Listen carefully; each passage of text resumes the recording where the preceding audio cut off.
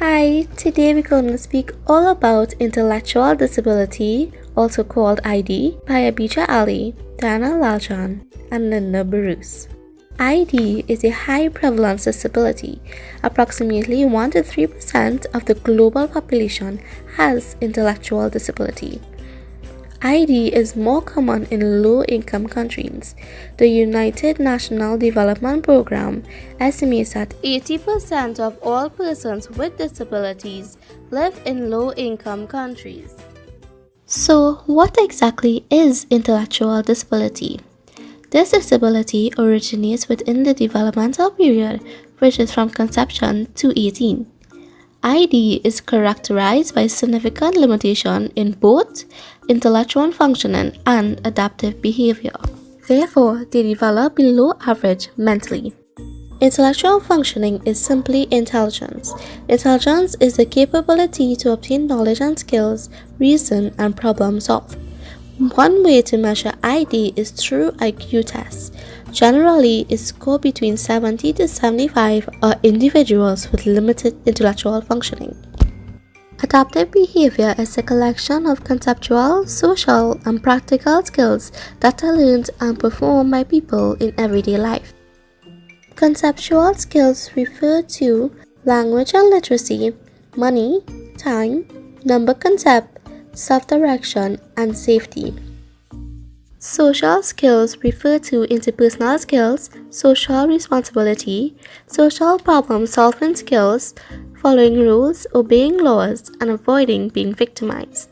Practical skills include activities of daily life, occupational skills, healthcare, and travel. ID is not a disease or a contagious condition.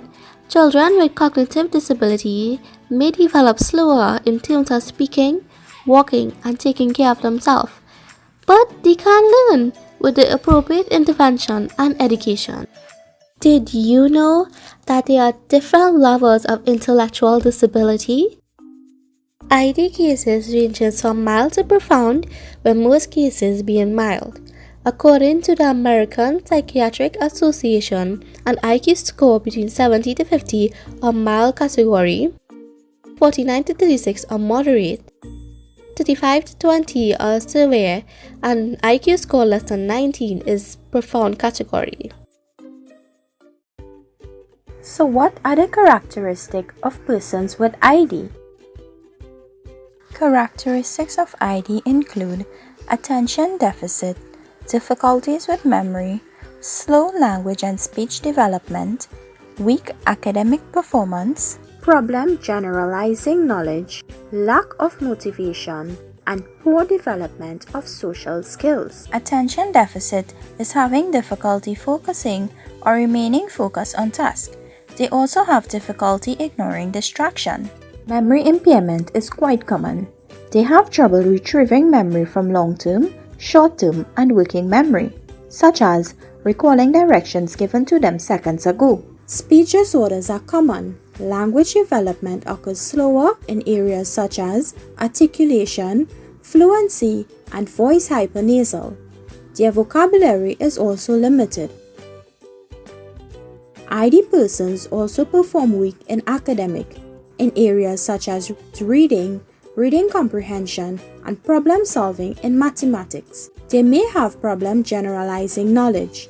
The term generalization is the ability to apply previously learned skills to a new and different environment. For example, if a child is taught how to count money using pictures, they may be unable to generalizing it to real money.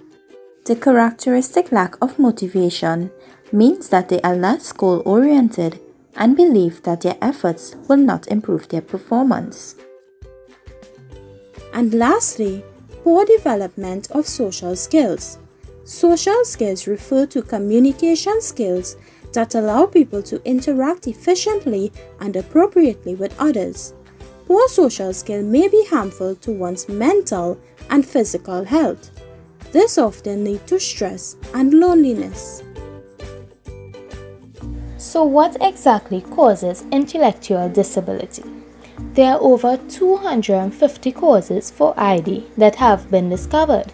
Some well-known causes are rubella or German measles, child abuse, meningitis, low prenatal, perinatal and postnatal care, toxoplasmosis, Rh factor, chromosomal abnormalities such as Down syndrome, Fragile X syndrome, and phenylketonuria. So how exactly can we prevent intellectual disability? ID can be prevented in some cases.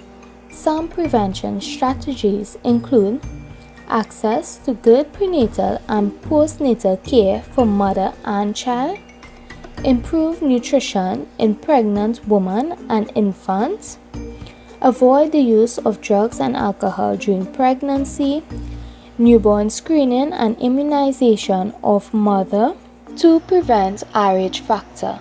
Use child seat and seat belt to prevent head injuries, and screening for lead poisoning for all children under the age of 5. Persons with ID can live a satisfactory and productive lives in the community. Systematic training efforts have proven that most people with a severe and profound ID can learn to at least care for their basic needs. It has been proven that the community is the most effective environment which offers a family-like atmosphere of care and nurturing. Early intervention is a major emphasis. The sooner a person is diagnosed as having ID and an appropriate program is started, the more productive and capable the person will be to having a meaningful life in the community. According to Center of Disease Control and Prevention, 92% of adults with ID live independently or with family members, where 8% live in institutions or group homes. Persons with ID look like the average human. They can be your neighbor, co-workers, or fellow students, friends, and family. What is important to them is important for all of us, living a healthy and meaningful life. For we should not see the disability, but for who they can be. Like a salesman, or a nurse, or even a construction worker.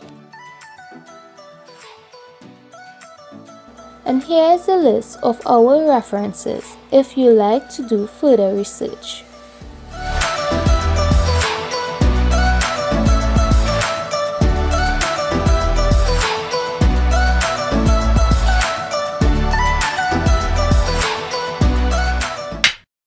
Thank you for watching, and please share our video to bring awareness of intellectual disability.